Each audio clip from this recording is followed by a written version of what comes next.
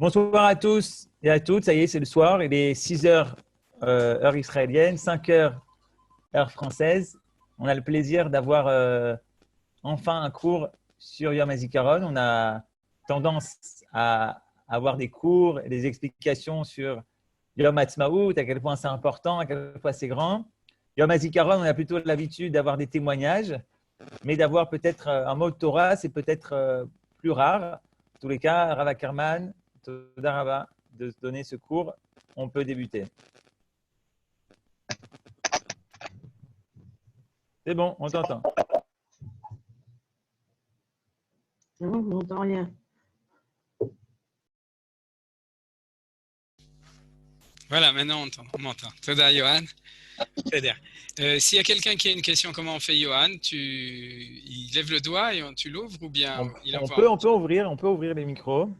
La vérité, c'est que ça dépend quand parce qu'il y a trop de gens, ça va déranger. Vous levez la main, vous envoyez par conversation.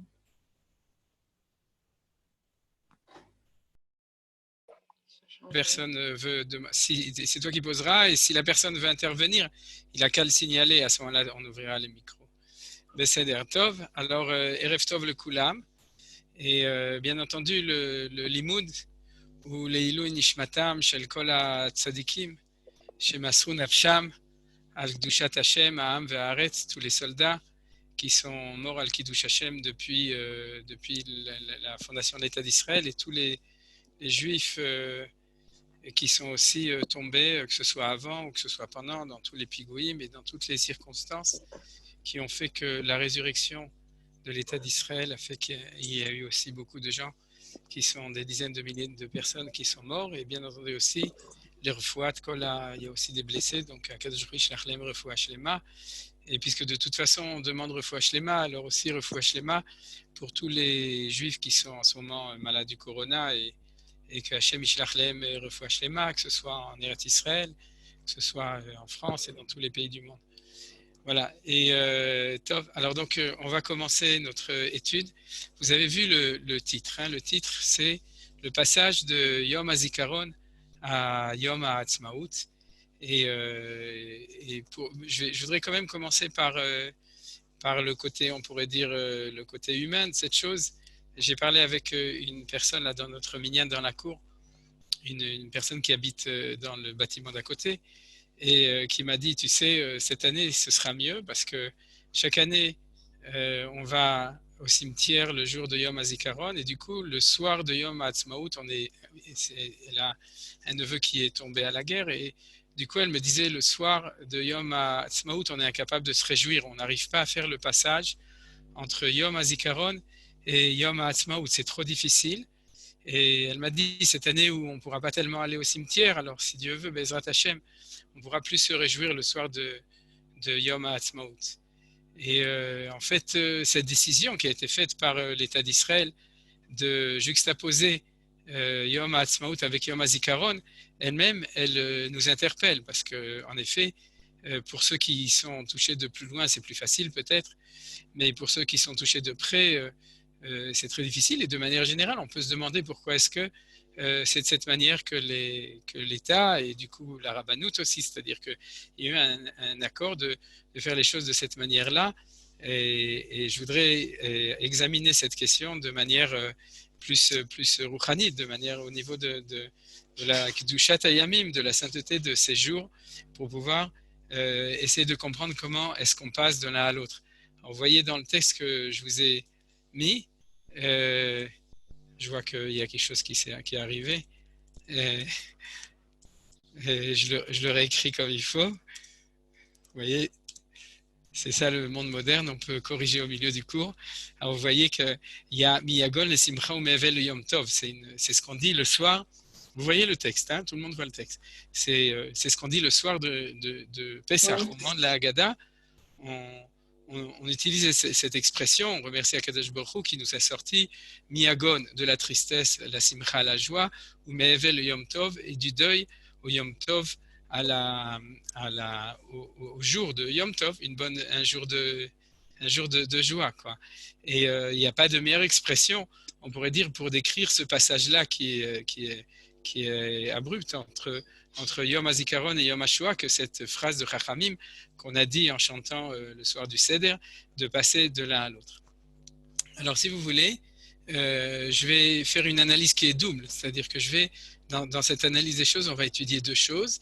La première, justement, c'est la difficulté de la Géoula de notre temps, parce que il faut bien se rendre compte que, en fin de compte, si jamais on fait les deux choses ensemble, c'est parce que on se rend bien compte que les deux choses vont ensemble. Kruchim beyachad, les choses ils sont liées ensemble. La Géoula de notre temps, Yom Ha'atzmaut, la joie de Yom Ha'atzmaut, elle ne peut pas venir, elle ne vient pas sans qu'il y ait de l'autre côté cette difficulté de toutes ces guerres. Et ces guerres, ça veut dire des morts, ça veut dire des blessés, ça veut dire des gens qui ont perdu leurs proches, ça veut dire énormément de souffrance. Et les deux choses vont ensemble. Ils vont tellement ensemble que c'est pour ça qu'on les fait l'un après l'autre. On passe directement de l'un à l'autre. Alors, comment ça se fait que c'est comme ça? On va étudier un texte du Kol HaTor. Le Kol HaTor, c'est un texte, on l'a déjà étudié une fois il y a longtemps, mais Davar Beito Matov, c'est bien de le reprendre au moment où c'est le moment de l'étudier. Dans le premier chapitre du Kol HaTor, vous voyez, il a été traduit en français, donc j'ai pris la traduction. J'ai ici regroupé la traduction et Maurice Habib qui a organisé cette traduction l'a traduit aussi le titre La voix de la tourterelle, donc au premier chapitre. Venez, on va étudier ensemble, comme a dit Yohan, on va faire un petit limoud, on va étudier ensemble le texte du Kol HaTor, donc du Gaon de Vilna. Le Kol HaTor, pour ceux qui ne savent pas, c'est le livre qui a été écrit par les élèves du Gaon de Vilna qui ont mis par écrit Rabbi Israël de Shklov, Rivlin, donc l'ancêtre de notre président, Rav Israël de Shklov, Rivlin de Shklov, qui a mis par écrit l'enseignement de son maître, le Gaon de Vilna, et sur notre période, la période de Géoula que nous vivons, avec le point central qu'il a expliqué, c'est que le temps du début des temps messianiques, le Mashiach de Atralta, c'est le temps du Mashiach ben Yosef, du Messie qui descend de Yosef. Il y a deux Meshichim, il y a celui qui descend de Yosef et celui qui descend de David. Et le projet de Géoula, c'est le projet de l'unité entre les deux. Alors dans ce livre, il parle de ces deux questions. Premièrement, qui est le Mashiach ben Yosef? Et deuxièmement, comment est-ce qu'on réussit le projet et du Mashiach ben Yosef, parce qu'il a besoin de nous comme associés, et ensuite de l'unification du projet ben Yosef et du projet Mashiach ben David. Alors regardez, on va lire ensemble. Ceux qui s'occupent du rassemblement des exilés allègent les épreuves du Messie, fils de Yosef, lors de la période dite l'étalon du Messie. Alors vous connaissez cette expression, l'étalon du Messie, Ikveta de Meshicha. Alors il faut préciser que pour les gens qui ont pas l'habitude de notre langage, c'est-à-dire du langage sioniste, pour les talents du Messie, Ikveta de Meshicha, ça fait partie d'une période pré-messianique, c'est-à-dire la période qui est avant la venue du Messie, alors que pour le Gaon de Vilna, pour le Rav Kook, pour Manitou, et pour tout cet enseignement tous ceux qui connaissent cet enseignement, les talents du Messie, c'est le moment où le Messie, il marche, c'est-à-dire que c'est les traces du Pahamé Mashiach, c'est les traces des pas du Mashiach quand il avance. Et il y a deux talons, parce qu'il y a le talon droit, c'est celui du Mashiach ben David, et le talon gauche, c'est celui du Mashiach ben Yosef. Donc pour pouvoir avancer, on a besoin de deux pieds, et donc il y a deux talons, et maintenant quand on parle des talons de ce Messie, c'est-à-dire Mashiach ben Yosef. Alors vous voyez, on parle des épreuves du Mashiach ben Yosef, et que ceux qui s'occupent du rassemblement des exilés, c'est-à-dire ceux qui sont les associés au processus de Géoula, alors ils allègent. Alors on va tout de suite expliquer pourquoi est-ce qu'il faut qu'il y ait des épreuves. Le décret sera annulé en étant partagé en petites parties à l'exemple de ce que dit le Midrash. Alors, avant de lire le Midrash, il faut expliquer ce que ça veut dire le décret sera annulé. Vous voyez, j'utilise de nouveau la technologie moderne, je le mets en bleu comme ça, vous pouvez me suivre plus facilement. Alors, de quel décret on parle? Alors, le décret dont il parle ici, c'est un décret qui s'appelle la mort du Mashiach ben Yosef. Alors, je vais expliquer cela. Pour ceux qui font partie du cours qu'on fait régulièrement le lundi, on l'a étudié de manière approfondie, puisqu'on en parle dans une kavana qui est marquée dans tous les Sidurim Sfaradim qui se respectent, c'est-à-dire les Israéliens, à propos de Tishkon Betoch Yerushalayim Ircha, c'est-à-dire la bracha. J'ai cité le Nusach Sfaradi, pour les Ashkenazim, c'est Vel Yerushalayim Ircha Berachamim Tashuv, c'est-à-dire Tishkon, c'est une des dernières brachot de la Hamida, de la prière, qui parle de la reconstruction de Jérusalem. Et dans la reconstruction de Jérusalem, il y a une kavana, c'est-à-dire un rajout qui est marqué dans le Sidou, qui dit « c'est là qu'on prie pour que le Mashiach ben Yosef ne meure pas ». Alors, ça veut dire quoi que le Mashiach ben Yosef meurt? Alors, je vais expliquer ça. C'est que, et maintenant, quand je l'explique, c'est pas une étude du texte, mais c'est l'explication que donne le Gaon de Vilna ou que donnent nos sages. Pourquoi est-ce que la Géoula de notre temps, elle se passe avec ces difficultés qui sont les guerres, les victimes de la guerre, les morts à la guerre, les blessés à la guerre, etc., plus tout ce qui est tout autour. Parce qu'il y a toutes ces difficultés-là. Alors, le Gaon de Vilna l'explique de cette manière. Il dit que si c'est le qui démarre, qui est celui qui est le moteur de la Géoula de notre temps, à ce moment-là, la Géoula, elle vient Beder Chateva, c'est-à-dire elle vient de manière naturelle. Et lorsque les choses viennent de manière naturelle, un des points les plus importants, c'est que la nature s'oppose à n'importe quel changement. Vous savez, c'est ce qu'on appelle les frottements en aérodynamique ou en hydrodynamique, c'est-à-dire que quand tu veux accélérer un processus, alors la nature a tendance à s'opposer. De manière générale, j'imagine que tous les gens qui sont ici avec moi le savent, quand vous avez essayé de faire bouger des choses, c'est-à-dire de transformer des choses, d'essayer de faire vraiment un changement, je parle autour de vous, vous avez éveillé les oppositions. C'est-à-dire ça peut être un changement comme les gens qui font tchouva, ça peut être un changement comme les gens qui ont fait leur aliyah, et c'est aussi le changement quand Akadosh Baruch Hu décide de ramener les Juifs en Israël et de reconstruire l'État d'Israël. Alors, on s'imagine, comme dans les images d'Épinal, que tous les goïms vont se mettre autour, ils vont applaudir, ils vont dire « mais c'est fantastique, c'est magnifique, on n'attendait que ça, on va vous aider, dites-nous juste ce que vous avez besoin, si vous voulez, on va vous subventionner, on va vous aider, on va faire la guerre pour vous, etc. » Alors, vous savez très bien que ça ne s'est pas passé comme ça, en tout cas pas en 48, aujourd'hui de plus en plus, parce que de plus en plus, les pays du monde se rendent compte du processus de la Géoula, mais c'est ce qu'on appelle le kima-kima, c'est-à-dire les choses, ils arrivent comme les pas du Messie petit à petit, mais naturellement, plus le processus éveille un grand changement, plus le processus éveille une opposition générale. Alors, cette opposition est d'autant plus violente que le processus est puissant, à condition, bien entendu, qu'il se réalise dans les voies naturelles. Alors, au moment de la sortie d'Égypte, la raison pour laquelle, bien qu'il y ait eu opposition, c'est ce que nous disent nos sages, et on le voit dans le texte, c'est-à-dire le Paro s'oppose, le peuple juif s'oppose, même la Shrina s'oppose d'après certains textes de Kabbalah, etc. Donc, et même Moshe Rabbeinu, même lui-même, il s'oppose un petit peu. Mais la manière dont Akadosh Baruch Hu a résolu le problème à ce moment-là, c'est qu'il a fait une Géoula qui était miraculeuse. C'est-à-dire, il a tout simplement, on pourrait dire, annulé les contingences des oppositions naturelles en sortant de ça. Maintenant, à partir du moment, comme nous enseigne le Gaon de Vilna, où de notre temps, la Géoula se fait de manière naturelle et personne ne pourra discuter dessus, puisqu'on voit très bien que ça se fait de manière naturelle, c'est-à-dire c'est le peuple juif qui prend son sort en main et qui construit l'État, qui se bat, etc. Alors l'opposition existante est à la hauteur du processus et c'est ce qu'on appelle le risque de mort du Mashiach Ben Yosef. Vous avez compris? C'est-à-dire que, paradoxalement, c'est parce qu'il fait quelque chose qu'il il est en danger. Celui qui ne fait rien n'est pas en danger, puisqu'il ne s'expose pas à une opposition quelconque. Alors, c'est ça qu'on appelle le décret. Le décret, là, qui est marqué en bleu, ce décret, c'est ce décret. Mais du risque de mort, traduction, c'est le risque d'échec du processus messianique. Et le Gaon de Vilna en parlait de manière très, disons, lui, il était au début du processus, de manière même souvent inquiétante de son point de vue, en disant comment est-ce qu'on pourrait faire pour empêcher cette difficulté. C'est-à-dire comment on pourrait faire pour passer le plus vite possible de l'état d'exil à l'état de Géoula, donc pour outrepasser, pour faire un saut au-dessus, passer au vert, sur ce temps intermédiaire qui éveille les oppositions. Et il n'avait pas de solution et apparemment on n'en a pas non plus de solution. puisque les choses se passent Il comme n'est pas dans la prise. les choses se sont passées comme elles se sont passées.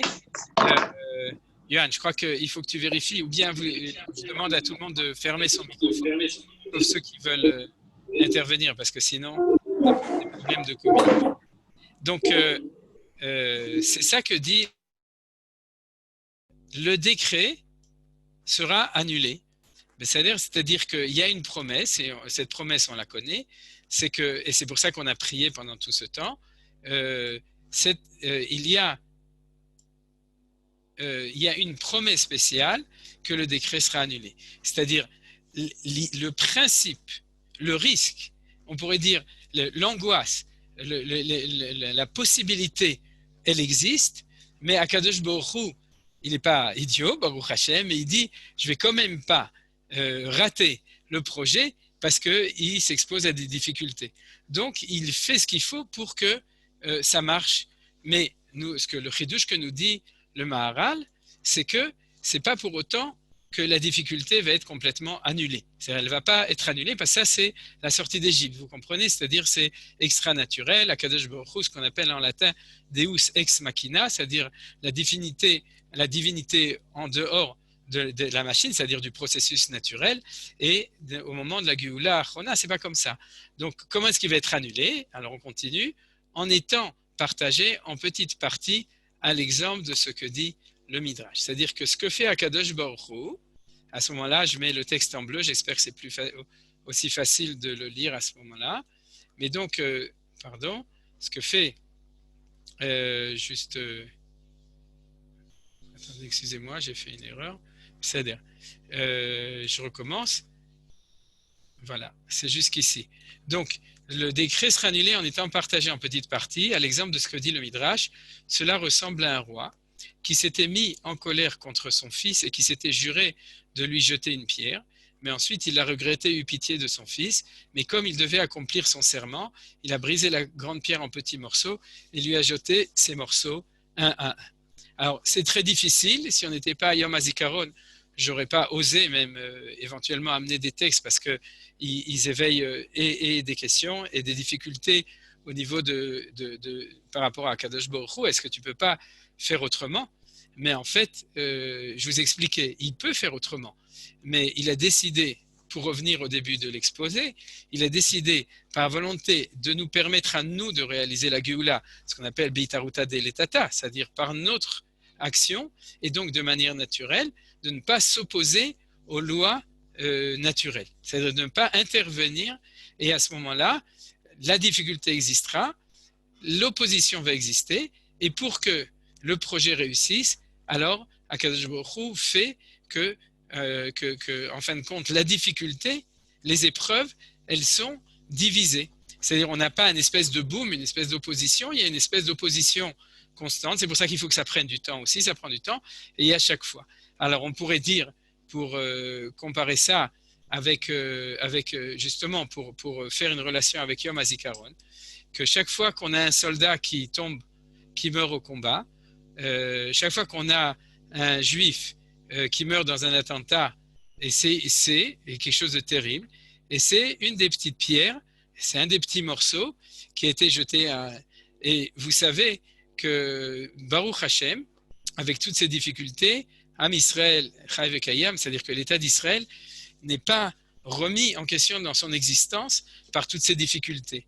Elle éveille dans la conscience de chacun cette souffrance, bien entendu, de tout ça, mais à aucun moment, même pas en 48, c'était pas sûr, et en 67 non plus, avant la guerre, mais a posteriori de l'événement, on se rend compte que l'existence du peuple en tant que peuple n'a jamais été remis en question a posteriori, je ne parle pas a priori, je pense même à la guerre de Yom Kippour, c'est-à-dire les peurs et les angoisses, mais l'existence en elle-même du peuple juif, a posteriori de l'événement, n'a jamais été remis en question par ces difficultés-là. Donc il y a eu une espèce de dialectique entre une difficulté existentielle constante de toutes ces petites pierres, de tous ces petits morceaux qui sont quelque chose de terrible. Vous savez d'ailleurs, on parle de petites pierres. Je ne sais pas si vous avez fait cette association, mais en tout cas, vous savez que c'est le minhag des Juifs de ne pas mettre des couronnes de fleurs sur une pierre tombale, mais de mettre des petites pierres. Alors peut-être qu'à partir d'aujourd'hui, quand on ira mettre une petite pierre sur la tombe de quelqu'un qui est mort, Al-Kiddush Hashem, pour la reconstruction de la terre d'Israël, du pays d'Israël, du peuple d'Israël, alors peut-être qu'on pensera à ce midrash à ce moment-là, quand on verra ou quand on mettra une de ces petites pierres. Cette année, on ne peut pas tellement le faire puisqu'on n'a pas le droit de le faire, en tout cas nous, quoi, sauf ceux qui sont très proches. Alors si vous voulez, bien entendu, je vous invite, comme c'est des textes et des sujets qui sont assez difficiles, si quelqu'un a une remarque, s'il veut rajouter quelque chose, s'il veut dire quelque chose, je l'invite à le faire. Sinon, on continue. Donc, je continue à lire. Le fils n'a donc pas été tué, mais malgré tout, il a souffert des petites pierres. Ce sont les souffrances du Mashiach qui viendront peu à peu en même temps que les 999 pas du Messie, de façon que le décret soit lui aussi partagé en 999 petites parties. Alors, vous allez me demander, c'est quoi cette histoire de ces 999, puisqu'on étudie le texte du Gaon de Vilna. Alors, je vais vous l'expliquer. Mais avant d'expliquer, ou peut-être la raison pour laquelle le Gaon de Vilna se base que sur des sources de Kabbalah, donc tout ça c'est basé sur des sources de Kabbalah, mais le principe général, c'est ça qui est très important dans ce texte-là, c'est qu'il dit, ce sont les souffrances du Messie qui viendront un peu en même temps que les 999 pas du Messie, de façon que le décret soit lui aussi partagé en 989 petites parties. Alors il faut expliquer ce que ça veut dire. Ça veut dire qu'un processus naturel, pour qu'il puisse réussir, alors il faut le temps. Quand Hachem a fait la sortie d'Égypte, on l'a étudié souvent, il y a un texte du Maharal célèbre à ce propos-là, disons qu'il n'y a pas eu de temps, c'est-à-dire ça s'est fait de manière immédiate, c'est ce qui s'appelle la notion de chipazon, d'accélération du temps. Alors, au moment de la sortie d'Égypte, il y avait ensemble le côté surnaturel et le côté réduction du temps de passage en même temps. Mais si, par définition, Akadosh Baruch Hu nous donne la possibilité de le réaliser par nous-mêmes, pour empêcher les frottements, il faut diminuer la vitesse. J'imagine que tous les gens qui connaissent un peu la physique, qui connaissent ce principe. Si jamais vous allez trop vite, alors il y a le mur du son dans l'air. Si vous allez trop vite dans l'eau, il y a des frottements qui risquent d'être même insupportables, qui risquent de chauffer, etc. Dans l'air aussi, on connaît ce genre de problème, malheureusement, avec notre... comment il s'appelle, Ramon. J'ai oublié son prénom. Mais comment il s'appelle de son prénom? Celui qui est... Quelqu'un qui veut nous le dire? De qui tu parles? De Ramon, Zichrono Ivracha, celui Ilan qui est... Ramon? Comment? Ilan? Ilan Ramon, voilà. Todarabah. J'ai oublié de Ilan Ramon. C'est l'opposition, même dans de l'air. L'air, ça a l'air d'être rien, mais l'opposition est très forte. Et une manière, c'est de ralentir la vitesse, c'est-à-dire que d'aller plus lentement. Et c'est ce qu'on appelle les pas du Messie. C'est-à-dire que le Mashiach, il vient pas à pas. Alors, ces pas, on peut dire, ok, d'accord, ça ralentit, mais c'est comme un escargot qui va sur une route, il avance sur la route, mais en fin de compte, ça va tout simplement doucement, mais à chaque moment, c'est la même chose. Non, ces pas, c'est des marches d'escalier. C'est-à-dire qu'à chaque pas, la Géoula, elle monte. Et ça, on le voit très clairement depuis 1948, l'État d'Israël de 1948, le nombre de Juifs, la présence de Dieu, et aujourd'hui, 70 ans et quelques après, 72 ans, on ne peut absolument pas comparer. C'est-à-dire qu'il y a un processus d'évolution qui s'appelle ces 999 pas. Alors, vous comprenez l'enseignement du Maharal. Les 999, c'est une notion de Kabbalah. Ceux qui excusez-moi, j'ai besoin de recharger mon ordinateur. Voilà. Ceux qui ne connaissent pas, alors je vais essayer d'expliquer en quelques minutes ce que ça signifie ces 999, mais même sans le connaître et sans en faire attention au nombre, on peut comprendre. C'est-à-dire, qu'est-ce que veut dire le Gaon de Vilna? Puisque le processus se passe lentement, il se passe de manière progressive, et donc, à chaque moment, il y aura la difficulté qui sera relative à ce moment-là. Vous comprenez? Si on avait un passage immédiat, on aurait une opposition infinie. On aurait une opposition immédiate et infinie. Donc, à partir du moment où il y a ce temps de progressivité, cette évolution, alors automatiquement aussi, on aura en relation avec ça, et c'est ce qu'il dit dans son Chidouche, c'est que s'il y a 999 shlavim, étapes dans le temps de la Géoula, du temps du Mashiach de Ben Yosef, alors on aura 999 petites parties qui iront ensemble. Alors j'espère que vous avez compris l'idée, c'est-à-dire que de ce point de vue-là, il n'amène pas uniquement le Midrash pour expliquer dans un sens général, le roi a eu pitié, donc il a coupé la pierre, il a lancé la pierre petit à petit, mais c'est quelque chose qui est inhérent au processus de notre temps, que les souffrances soient divisées de cette manière. Parce que c'est inhérent à un processus qui se fait pas à pas, qui se fait kima a kima, comme on dit en hébreu, qui se fait petit à petit. Alors je vais prendre juste une minute pour expliquer ce que c'est que ces 999. Le Gaon de Vilna explique ça avec des notions de Kabbalah mathématique. C'est-à-dire la Kabbalah mathématique, c'est que bien qu'on travaille en base 10, on travaille aussi en base 1000. Comment ça se fait? C'est que si vous regardez la manière de calculer en ivrite, c'est pas avec des chiffres, avec les chiffres qu'on appelle les chiffres arabes. Il y a 10 chiffres en gros, il y en a 9 ou 10, avec le 0 il y en a 10, de 0 à 9, et après on monte à 10, en fait c'est un 1 et un 0, mais en fait si vous prenez la manière de compter en hébreu, c'est avec les lettres de l'alphabet, c'est-à-dire qu'il y a une relation très profonde entre la parole de Dieu, qui elle s'écrit avec des lettres, et la parole de l'homme, et la mathématique hébraïque. C'est-à-dire que dans la Kabbalah, on dit que la valeur, la gématria, c'est-à-dire la valeur numérique d'une lettre, d'un mot, etc., c'est le niveau le plus bas de cette chose, c'est-à-dire ce qu'on appelle le niveau de la malchut. C'est-à-dire tous les niveaux des mots en tant que parole, c'est les 9 niveaux supérieurs ou les 10, et celui qui est celui en bas, c'est celui de la valeur numérique de chaque chose. Mais il y a un lien intrinsèque entre les deux, ce qui n'existe pas dans toutes les autres langues où on a des signes pour les lettres et on a des signes pour les chiffres. C'est quelque chose qui est séparé, c'est-à-dire on pourrait dire le calcul mathématique et la parole humaine, c'est l'objectif, le subjectif, comme Manitou l'explique, c'est deux mondes qui sont séparés. Alors que chez nous, il y a une intégration entre la pnémiout, la chitzoniout, entre le qualitatif, le quantitatif, entre l'être et la valeur numérique. Et donc, quand on parle comme ça, alors si vous faites le calcul, les lettres s'arrêtent à quelle… Alors on va voir, c'est quelqu'un, la lettre la plus grande, quelle valeur numérique a-t-elle? Ils n'ont pas le droit de parler, alors c'est pas grave. Ok, alors c'est-à-dire. Alors donc vous avez envoyé en chat. Le Kitsour, donc c'est le TAF qui fait 400. Alors vous me direz donc, en fait c'est sûr qu'on a des unités, des dizaines et des centaines, mais on s'arrête à 400. Non, nous explique le Maharal, non, c'est pas comme ça, parce qu'en fait il y a encore 5 lettres finales qui sont le même Nun Tzadik Pei Chaf.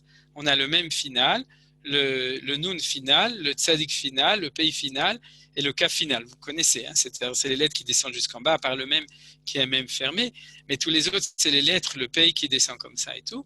Alors, ces lettres-là existent dans l'alphabet. Si vous rajoutez ces 5 lettres, il y en a une qui est 500, 600, 700, 800, 900. C'est-à-dire que jusqu'à 999, on n'utilise jamais les mêmes lettres. Vous comprenez? C'est-à-dire qu'en français, on utilise 3 fois le même signe pour écrire 99. Alors qu'en hébreu, on l'écrit taf, on écrit tzadik.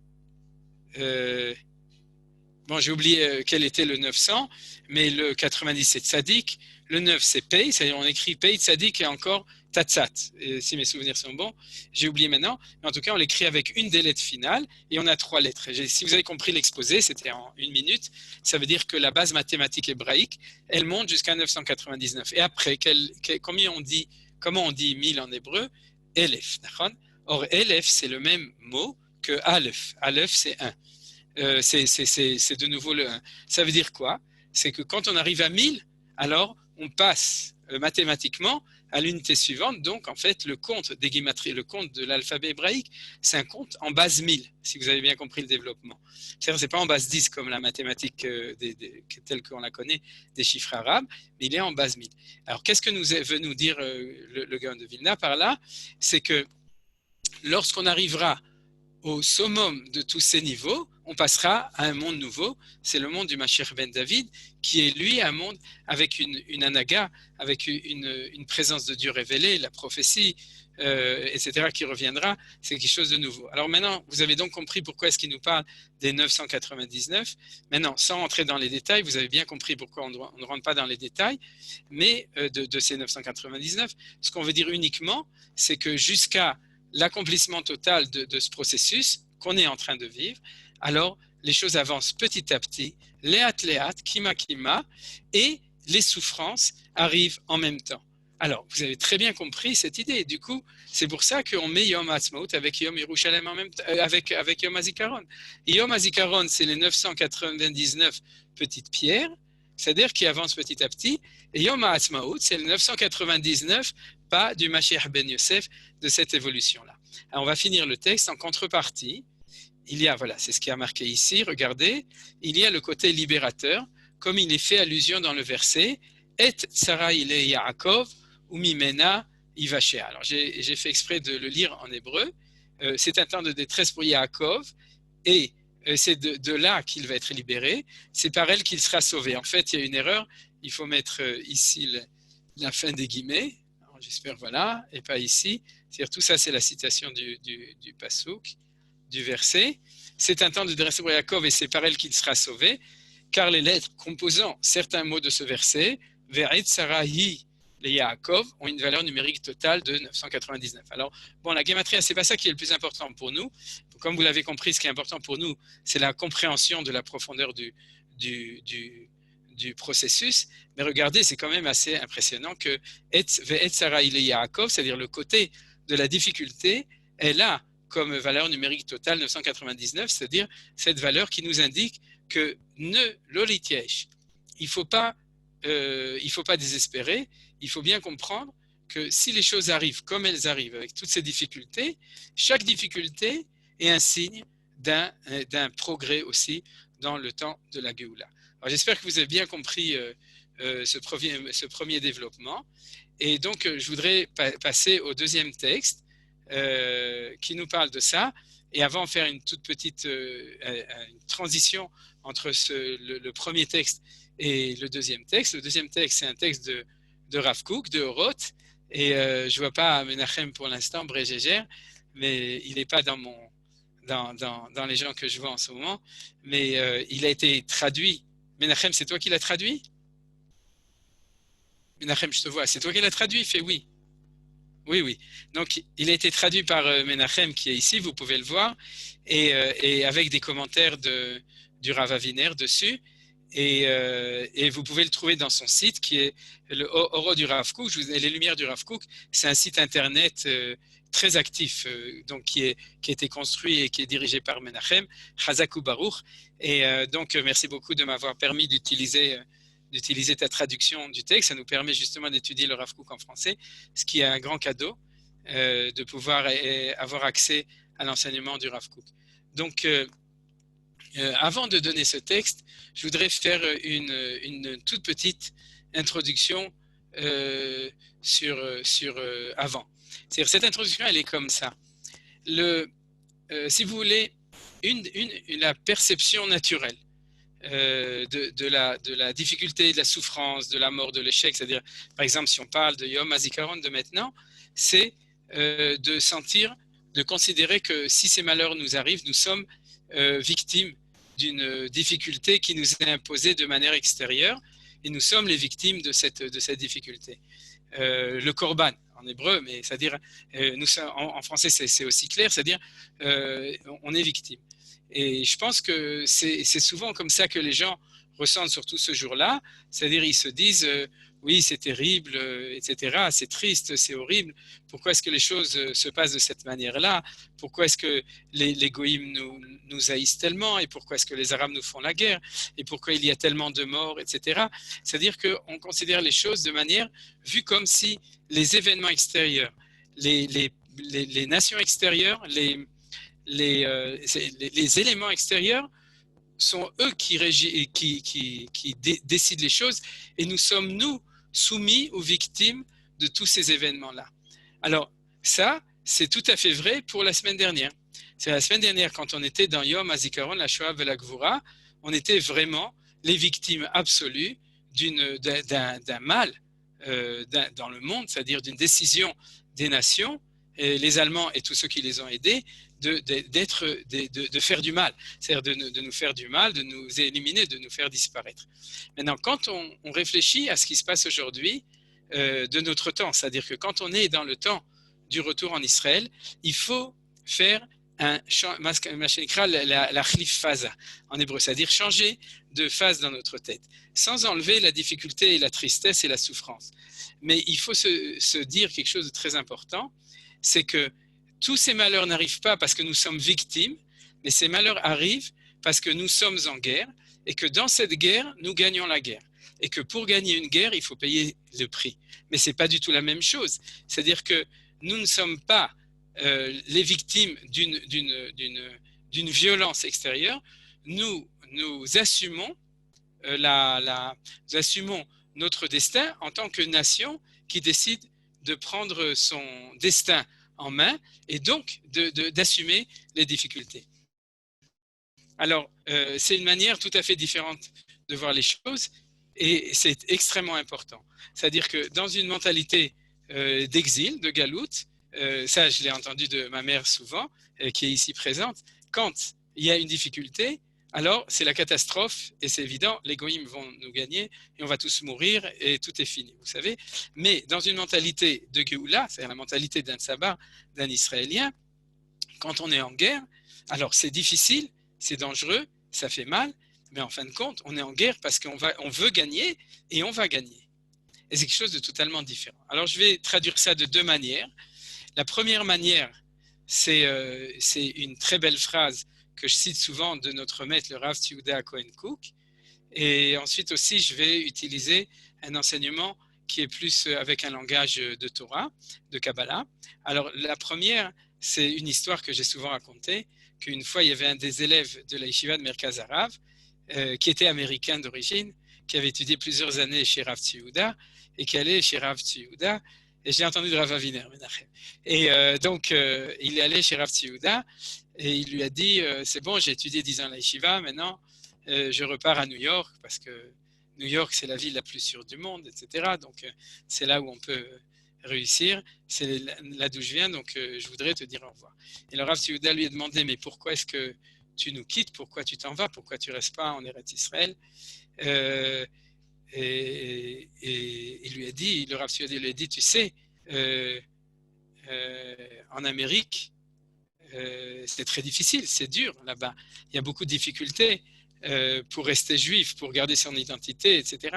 C'est très dur. Alors le Bachour lui a répondu, là-bas c'est dur, et ici aussi c'est dur. Ici il y a des attentats, ici il y a des impôts, ici il faut faire la guerre, etc. Donc c'est la même chose. Ici il y a des yisurim, il y a des souffrances, et là-bas il y a des yisurim, il y a des souffrances. Et Rav Tzvi lui a répondu oui, mais là-bas c'est les souffrances de l'agonie, ici c'est les souffrances de la naissance. En ivrite, Sham ze yisure gesissa, me pose chevle leda. En ivrite, ça s'entend mieux, chevle leda, c'est-à-dire je ne sais pas si on dit les souffrances de la naissance, c'est sûrement un meilleur mot pour dire ça. Et pour bien comprendre ça, je pense que c'est à ça que c'est ce mot que je voudrais expliquer ce soir. C'est-à-dire que toute notre difficulté de Yom HaZikaron, elle est justement tellement liée avec Yom HaAtzmaut, parce que c'est clair pour nous que toutes ces souffrances, c'est Chevle Leida, c'est les difficultés d'un accouchement, c'est les difficultés d'une naissance. Et quand il y a une naissance qui a une difficulté, ce n'est pas parce qu'il y a des difficultés que la naissance ne se fera pas. Je vous rappelle le premier texte à propos de la vie du Mashiach ben Yosef, c'est que ça va se faire. Et s'il faut qu'il y ait des difficultés pour que ça se fasse, alors il faudra qu'il y ait des difficultés, il y en aura, mais c'est signe qu'on est dans un processus un processus positif, un processus de construction, un processus de réussite et de victoire. Et puisque c'est comme ça, alors c'est de cette manière qu'il faut voir les choses. Alors vous savez, une des choses qui me frappe le plus, et d'ailleurs je sais que le père de Emmanuel Moreno. J'ai oublié son prénom, si quelqu'un veut me le rappeler. Peut-être, Johan, tu me dis, parce que je me gêne de... C'est toujours la même réponse. C'est Quoi? Ilan. Ah, c'est Ilan, oh, c'est facile. Oui, c'est Ilan Moreno. Nachon Hashem Yarich Yamav Ibadel Lechaim Arukim. Ilan, j'ai pas pu entendre, mais je sais qu'il vous a parlé. Hier c'était Shmuel en ivrite, son frère, Rav Shmuel Moreno, mon ami qui a fait aussi une sikha sur Rabbi Emmanuel Moreno, Hashem Ikom Damo. Et une des choses qui me frappe le plus quand j'écoute toutes ces histoires et tous ces témoignages de Yom HaZikaron, d'ailleurs la radio Chazda Gadol, elle commence déjà à Zrizi Makdimim à partir de dimanche. On peut entendre des témoignages, des histoires. Si vous voulez, une des choses qui me frappe le plus, c'est cette irbouvia, c'est-à-dire ce mélange entre ce côté héroïque extraordinaire, c'est-à-dire en fin de compte, on est uniquement en admiration. On voit des gens extraordinaires. On pourrait dire, on est même renforcé dans notre émouna et dans notre fierté de faire partie de ce peuple quand on attend toutes ces histoires. Et en même temps, la tristesse de se dire qu'en fin de compte, des gens comme Emmanuel Moreno, Hashem Ikom Damo, n'est plus avec nous aujourd'hui parce qu'il est mort au combat. Et c'est valable pour tous les gens. Mais il y a quelque chose de tellement fort dans cette juxtaposition entre ce côté de Gvura extraordinaire et cette tristesse ou cette difficulté. Et ça, c'est quelque chose qui est tout à fait spécifique. Alors, quand je parlais tout à l'heure de cette difficulté de juxtaposition entre Yom HaZikaron et Yom HaAtzmaut, on pourrait dire qu'il y a même dans Yom HaZikaron lui-même, il y a une espèce de juxtaposition inconciliable entre deux choses. C'est-à-dire que, bien entendu, pour les gens qui vont dans le cimetière, il n'y a que la tristesse, et pour les gens qui ont des proches, il n'y a que cette tristesse et cette souffrance ce jour-là.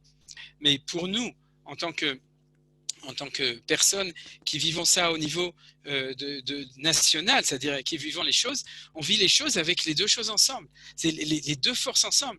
D'un côté, cette fierté, cet héroïsme, cette grandeur, ce sentiment qu'ils se sont battus pour nous permettre à nous d'être ici et pour gagner ces guerres, et en même temps cette souffrance. Et on n'arrive pas à joindre les deux choses, mais en fin de compte, ils sont là ensemble. Ils sont tous les deux là ensemble. Et c'est ça que je voulais vous faire partager dans cette deuxième partie. C'est-à-dire cette deuxième partie, c'est pas seulement, en fin de compte, dans la lecture du Gaon de Vilna, du Kolator, on pourrait quand même avoir le sentiment de dire d'un côté, on fait la Géoula, et de l'autre côté, Achal Nuota. C'est-à-dire qu'on a des souffrances, on a des trucs difficiles. Mais là, dans cette idée-là, c'est pas du tout. C'est que les choses, ils vont vraiment ensemble, dans le sens où ces souffrances, c'est un prix à payer, mais c'est un prix à payer qui va ensemble. Et en fin de compte, a posteriori, c'est exactement ce que nous a dit aussi le Gaon de Vilna, c'est-à-dire ça fait partie d'un processus de réalisation, de réussite qui marche et qui est extraordinaire. Alors, je vais le traduire dans un langage de Kabbalah.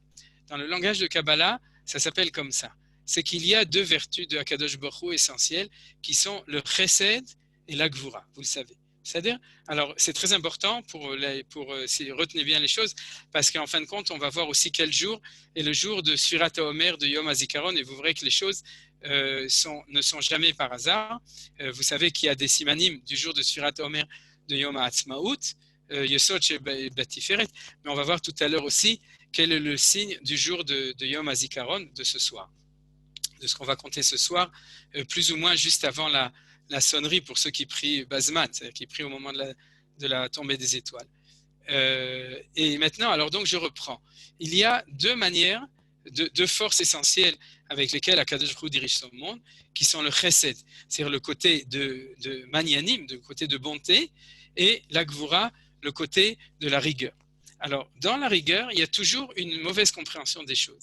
C'est-à-dire que je traduirai comme ça. Quand on parle de Gvura, un juif de Galout, pour lui, la Gvura, c'est que les goïms nous cassent la figure, les goïms nous font souffrir, l'antisémitisme, la souffrance, etc. C'est-à-dire que pour nous, Dieu est bonté et l'histoire est Gvurot, mais dans les Gvurot, nous sommes les victimes de la Gvura. Vous avez compris? Et quand la Géoula revient, c'est en fin de compte parce que la notion de Gvura, elle peut être positive ou négative, de même que la notion de chesed peut être positive ou négative. Par exemple, nos sages nous expliquent que quelqu'un qui n'est que chesed, c'est extrêmement négatif. Ça veut dire que c'est quelqu'un qui aime tout le monde, quelqu'un qui n'a jamais de limite, qui ne sait pas poser de limite, c'est une catastrophe, parce que c'est du chesed impur. Et de même, dans la Gvura, il y a une gvoura négative et une gvoura qui est positive. C'est quoi la gvoura positive? C'est l'héroïsme quand le peuple juif fait réaliser dans le monde ici la gvoura de Akadosh Baruch Hu. Ata gibor leolam Hashem mechayem etim ata rav loshia. C'est-à-dire que Akadosh Baruch Hu, il est gibor. Et quand il est gibor, sa gvoura peut apparaître dans la gvoura, Dieu nous en préserve, négative des nazis, c'est-à-dire qu'il y a des forces dans le monde, des grandes forces qui puisent leur force de la gvoura élokite, mais qui l'utilisent en négatif. Et c'est pour ça qu'on a toujours une connotation à la chrétienne, chesed religion, gvoura méchanceté, vous comprenez? Et en fin de compte, notre enseignement, c'est qu'il faut changer de phase. Il faut comprendre que c'est la gvoura elle-même qui fait tchouva, qui change de manière. C'est-à-dire que le jour où on revient en Israël, Dieu prend la gvoura des goïm et il nous la donne à nous. Et la gvoura redevient une gvoura de Kedusha, c'est-à-dire une gvoura de sainteté, une gvoura de divinité et une gvoura authentique, celle qui fait que la justice est faite, des tzadikim qui font justice contre les rechaïm, que les rechaïm sont punis et que les tzadikim sont sauvés. C'est ce qui se passe au niveau national dans l'État d'Israël. C'est que quand on veut nous faire du mal, chez Bechol Dorvador, on me dit malenu, quand on veut nous faire du mal, Baruch Hashem, de manière globale, c'est les méchants qui sont éliminés et c'est les juifs qui sont Eli, c'est-à-dire il y a Eli miné et il y a Eli chez Ozer Lanou, notre Dieu qui nous aide, c'est-à-dire qu'au contraire, il nous aide pour pouvoir nous permettre de faire ce qu'on appelle la justice, la rigueur, la gvoura, c'est-à-dire pour réaliser cette vertu de gvoura du côté de la Kedusha. Alors à partir du moment où on a expliqué tout ça, on peut déjà lire le texte du Rav Kook que vous avez ici. Donc, je me permets de le lire ici. C'est un texte du Rav Kook qui est dans les Lumières de la guerre. Donc, vous voyez tout à fait qu'il est absolument dans le sujet dont on s'occupe. Dans le livre de Rav Kook, le Rav Kook a été organisé par le fils, par Rav Tiouda et par le Nazir et par Rav Harla peut-être aussi. Mais en tout cas, il y a un chapitre, un des premiers chapitres du livre de Horoth, qui s'occupe des Lumières de la guerre. C'est-à-dire, il faut trouver les lumières qu'il y a dans la guerre. Alors, cette source-là, j'ai oublié de le dire, c'est les Lumières de la guerre, je le rajoute, c'est numéro 2. C'est la deuxième source, le deuxième texte de Horoth HaMilchama, les Lumières de la guerre, et il dit comme ça, nous regardons dans les premières générations que nous raconte la Torah. Donc on parle des générations qui sont racontées dans la Bible, dans le Tanakh. Les prophètes et les hagiographes, donc Torah, Nevim, Ktubim. Ces générations qui étaient occupées à faire la guerre. Alors donc on regarde, et c'est vrai, quand on regarde la Torah, les Nevi'im, surtout dans les Nevi'im, on voit que tous nos héros, c'était des héros qui étaient guerriers. David Amelech, c'est-à-dire Gidon, Shimshon, Moshe Rabbeinu, etc., Yoshua Binoun. Tous ces héros dont la Gemara parle comme des chassidim et tzadikim qui sont assis à la yeshiva avec une grande barbe et avec un kaftan qui sont en train d'étudier la Gemoré. C'est vrai aussi, David Amelech, il a écrit Teilim, mais de notre côté, le soir, il écrivait Teilim, dans la journée, il faisait la guerre. C'est-à-dire, donc, on a des images de héros qui, pour nous, sont des grands tzadikim, et nous fait remarquer le Rav Kook, c'est vrai que c'est des grands tzadikim, mais c'est des grands tzadikim qui étaient occupés à faire la guerre. Alors, est-ce que ça s'arrange? Si on est Shalom Arshav, c'est inconciliable. Si on est Pisnao, c'est impossible. Mais si on est élève du Rav Kook, alors le Rav Kook nous dit c'est conciliable. Pourquoi? Et c'était eux les grands que nous considérons avec affection et grandeur de sainteté. Vous comprenez? C'est ce paradoxe. Et comment d'un côté les voir avec l'image traditionnelle qu'on a d'un David Amelech avec sa couronne et avec sa harpe en train de nous chanter les Teilim et de nous transmettre sa dvekout, sa ferveur vis-à-vis d'un Kadosh Baruch Hu, et d'un autre côté, le David Amelech qui coupait les mains et les pieds de ses ennemis quand il était à la guerre et qui était capable d'être même cruel pour pouvoir permettre au peuple juif de se défendre et de gagner la guerre. Alors comment ces deux choses sont conciliables? Question du Rav Kook. Alors le Rav Kook nous dit que si c'est inconciliable, c'est pas de leur faute, c'est de la nôtre. C'est qu'il y a un bug, on a sans doute quelque chose qui dans notre éducation ou dans notre conception de la vie ne va pas, et c'est pas de notre faute. Ça fait 2500 ans qu'on a suffisamment souffert, on est passé par suffisamment de choses qui ont fait que ces choses-là ont fini par nous sembler inconciliables. Il nous dit comme ça, nous comprenons que c'est l'étincelle vitale qui est le fondement. La situation mondiale qui avait cours à l'époque où la guerre était tellement nécessaire causa l'apparition de ces âmes dont leurs sentiments intérieurs étaient d'une mesure pleine. Alors ces traductions, Si vous lisez en ivrite, ce sera beaucoup plus clair.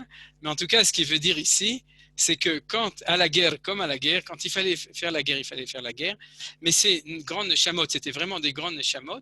Et la nécessité de faire la guerre faisait apparaître ces grandes neshamot. Parce que la gvura, en fin de compte, l'héroïsme, c'est ce qui permet à des grands qui sont grands à l'intérieur d'apparaître à l'extérieur comme des héros. Et puisque j'ai cité Rabbi Emmanuel Moreno, Hachem Ikom Damo, il est l'exemple de cela. Et on en a des dizaines d'autres et des centaines d'autres et des milliers d'autres, de gens qui ont montré grâce aux difficultés du combat la grandeur de leur âme, la grandeur de leur personnalité. Et donc le Rav Kook nous dit, c'est absolument pas contradictoire, c'est exactement le contraire. C'est parce qu'ils étaient des grands au niveau de leur grande neshama, qu'au moment de cette friction avec la réalité qui s'appelle le combat, leur vaillance, leur valeur a pu être révélée à ce moment-là. Donc, aucun rapport avec cette conception chrétienne de la paix, de la grâce, uniquement des vertus de l'amour, et que chaque fois qu'on est dans la vaillance, dans la gvura, on est donc dans la faute et dans la méchanceté. Alors, leur lutte pour l'existence de la nation. On ne parle pas de l'existence individuelle, mais c'était des gens qui s'occupaient de l'existence de leur peuple. Donc, il y a déjà un héroïsme tout à fait spécial qui est celui de l'abnégation de l'individu par rapport au klal. Et comme nous savons que dans klal Israël, c'est la shrina qui est le klal Israël, alors ça veut dire, comme nous dit Rashi 3 fois dans la Torah, que celui qui se bat pour le peuple juif, il se bat et pour le peuple juif et pour la présence de Dieu dans le monde. Était une guerre de l'éternel dans la conscience profonde. Voilà ce qu'il vient de dire ici.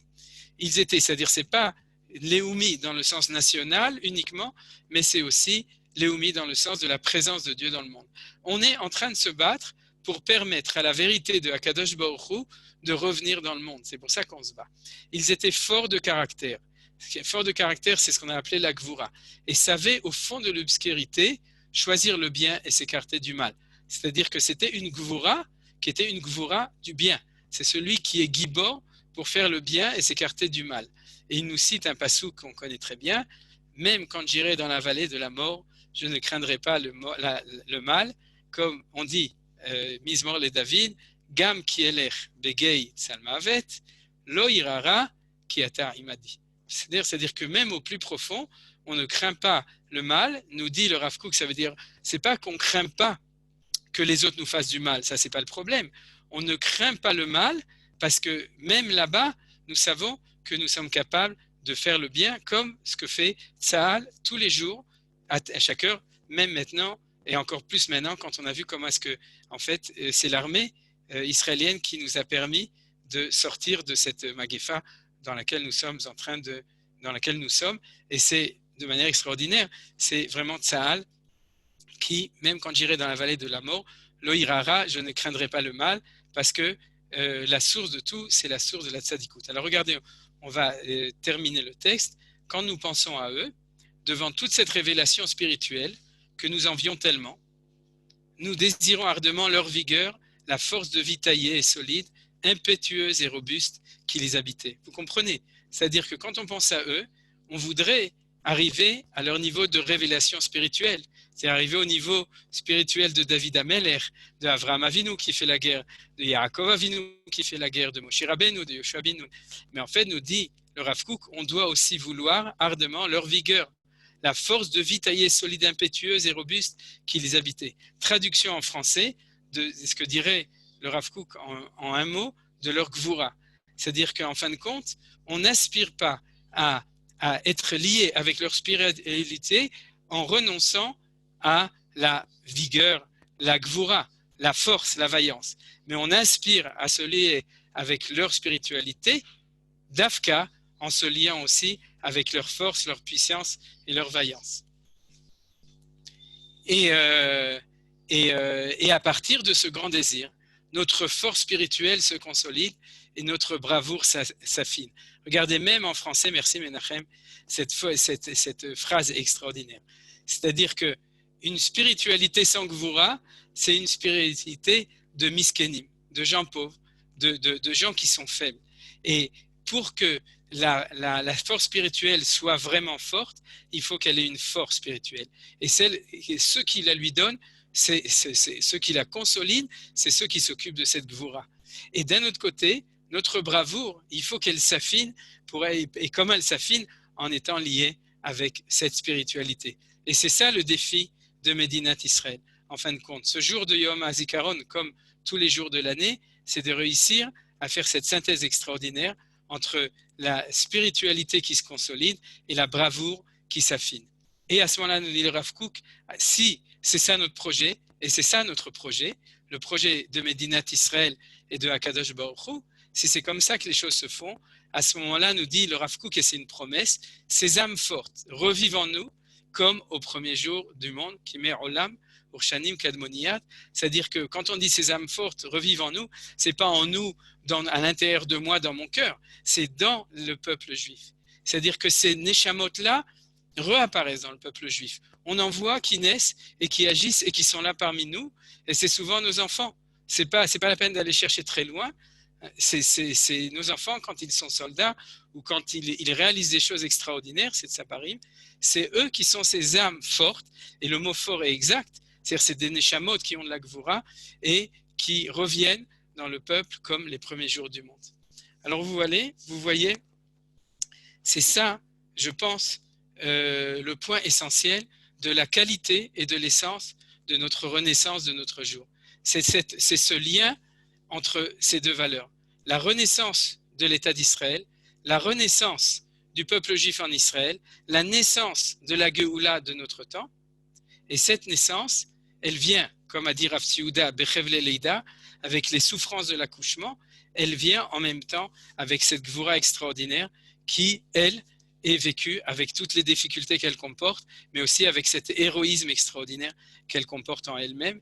Et c'est ainsi que nous devons, ce jour qui est en train d'arriver, puisque pour ceux qui voient le soleil comme moi, ils voient que le soleil est en train de se coucher et qu'on est en train de rentrer dans le 4 Iyar, le jour de Yom HaZikaron, les Chalelei Tzara, Tzahal ou Ma'achot Israël. C'est à ce moment-là que nous pourrons sentir ces choses en même temps. Pour résumer ou pour conclure ce cours, nous allons pouvoir sentir ces trois choses en même temps.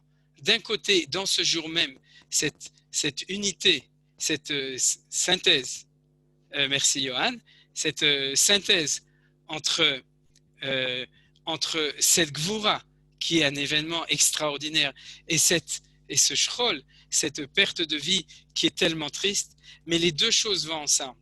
Les deux choses vont ensemble. Chaque Chayal qui est enterré à Herzl, c'est un héros du peuple juif.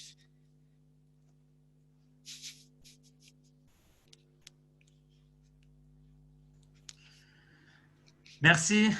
Voilà, alors je voudrais quand même terminer avec encore une phrase. Merci Johan de m'avoir dit merci. Et donc, c'est un héros, c'est-à-dire les deux choses sont ensemble.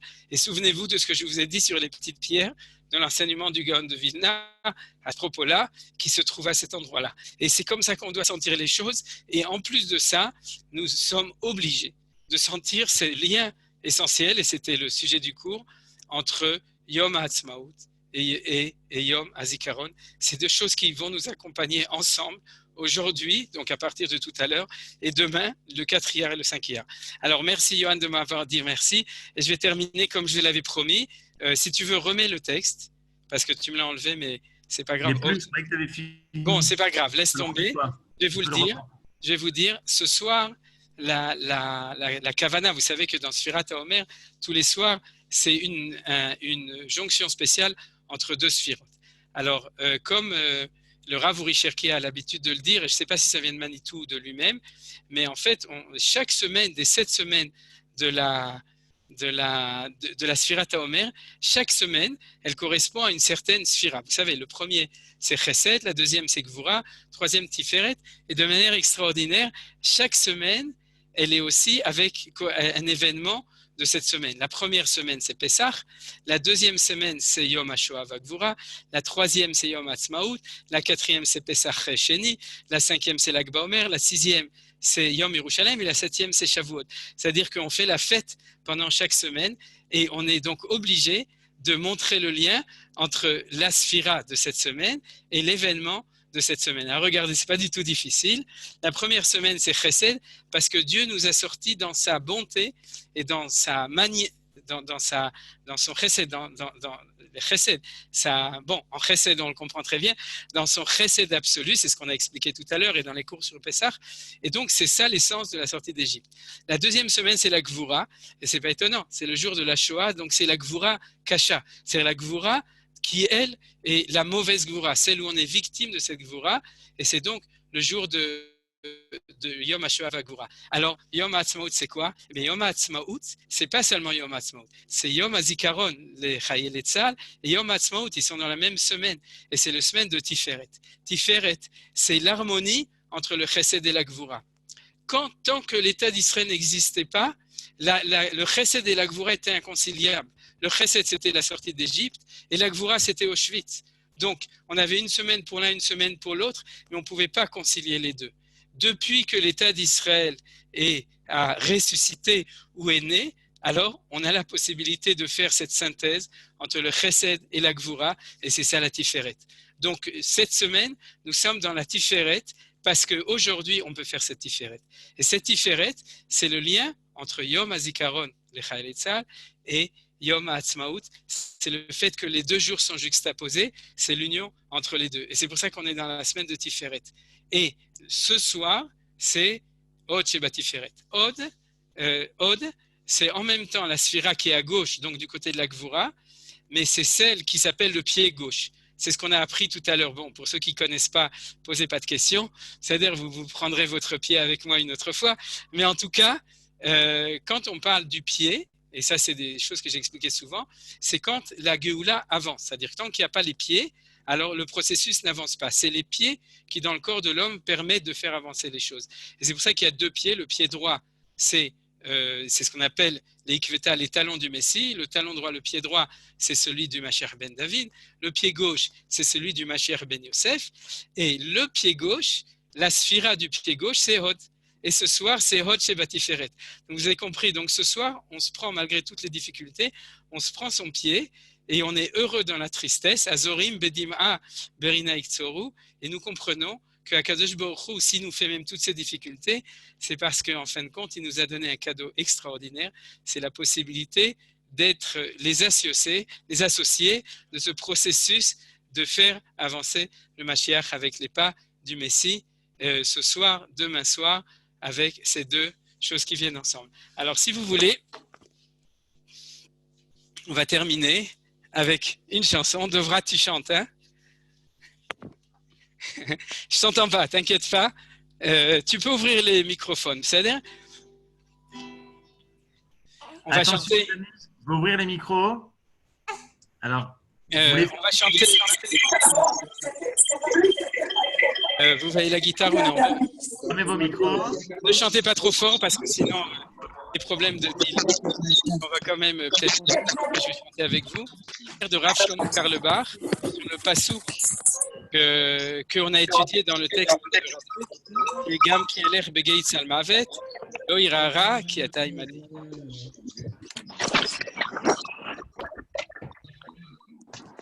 Gam qui a l'air begeit salmavet, lo irara. On va changer de ton. Gam ki el salmavet lo irara ay ay ay lo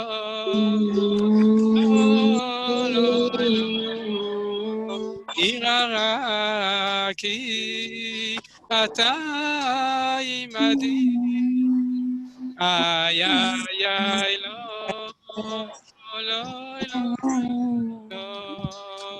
irara, irata, imadi. Gam ki ele begei salma, lo, irara. Agam ki salma bet lo irara Ay, ay, ay, lo, lo, lo, lo, lo. Irara ki ata imadi. Ay, ay, ay, lo, lo, lo, lo, lo. Irara ki ata imadi. זהו, אז בעזרת השם, הזורים ודימה, ברינה יקצרו, qu'on ait aussi soit capable de s'attrister ce jour-là et de se réjouir demain soir. Et si Dieu veut, on se retrouve demain après-midi à la fin pour un shiur sur Yom Ha'atzmaut et après pour une tefila avec les Negina tous ensemble pour ceux qui seront chez eux et qui ne pourront pas aller dans un minyan pour faire la tefila Betzibur. Shalom ou litrot. Un grand merci, Menachem. Tout d'abord, comme d'habitude, c'est passionnant. Et pour l'émotion que tu as pu nous faire passer, c'était plus que passionnant, c'était voilà, frissonnant. On était avec toi. Un grand merci. Toda rabba, baruch tiyeh, Un baruchim grand tiyu. merci. Et un grand Merci beaucoup. C'était très intéressant. Toda rabba, baruchim tiyu. Merci beaucoup. merci Menachem. Shalom, Bye bye. litrot. Merci Alors. beaucoup. Bye bye. C'est grave, Menachem. Litrot. Merci כן, beaucoup. בסדר.